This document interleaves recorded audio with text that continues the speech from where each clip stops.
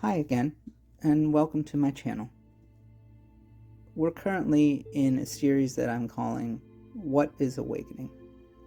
And we're really just trying to unpack this term, awakening, what it is, why someone might be interested in it, and what I believe it can do for your life.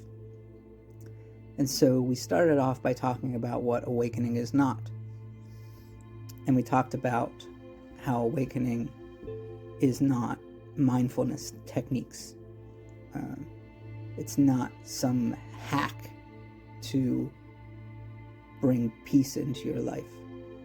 It's not some meditation or some way to reach nirvana and end all pain and kind of transcend reality.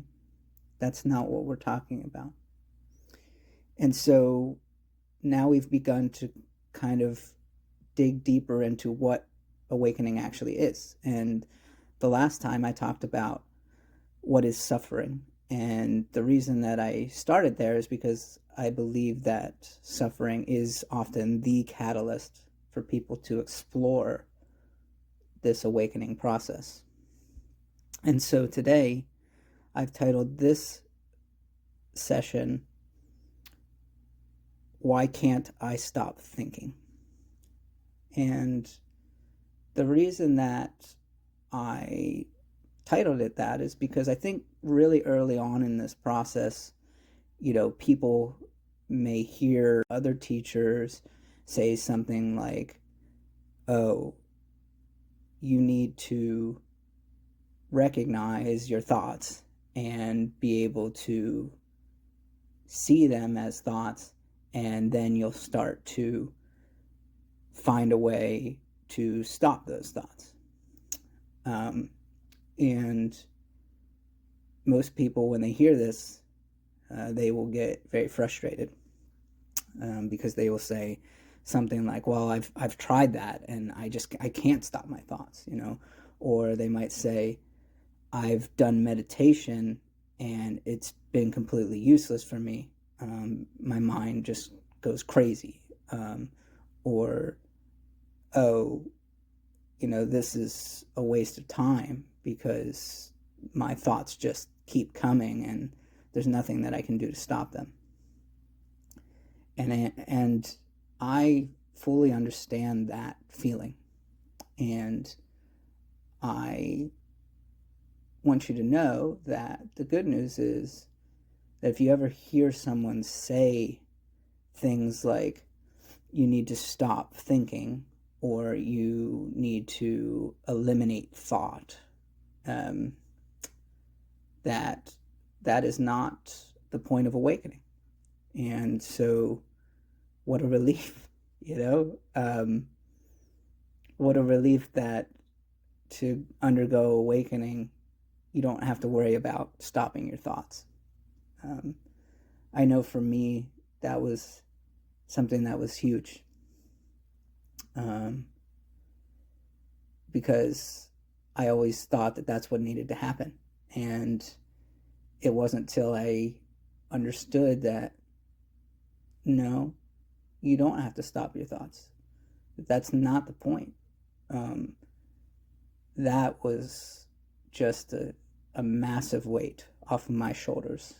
Because I think there's a lot of guilt there. There's a lot of shame there, when we say, oh, I can't do this. I'm not capable of doing it. And I think that is correct.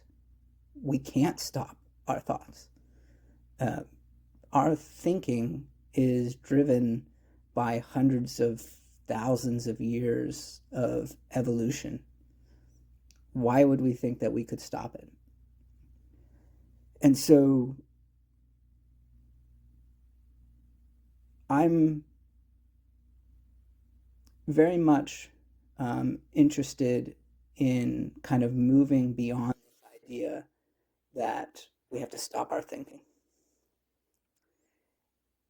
and that awakening is not opposed to having thoughts. And so as we move forward here, I just want you to be reassured by that. If you are going down this path and you're saying, well, this is just crazy, I can't stop thinking. How could I stop suffering if I can't stop thinking? When you said that the reason that I'm suffering is because I'm thinking. And, the good news is that those two things are not mutually exclusive. And so in the next session, I'm going to talk about what we can do to kind of allow the thoughts to happen and yet not suffer. But to end this here, I'll just say this. The act of thinking about this, the act of consciously making a decision to say, I'm going to notice when I'm thinking. I'm going to intentionally notice my thought patterns. I'm going to observe how, when something happens, my brain starts going crazy, right? That it starts going to overdrive. That small step is probably the most important. And so you are doing everything right, just by recognizing that your thoughts are happening and that your thoughts are out of control and that you can't stop them. And so I'll say it again. What a relief. What a relief that we don't have to stop them. And that's all that I have for today. Thank you for listening.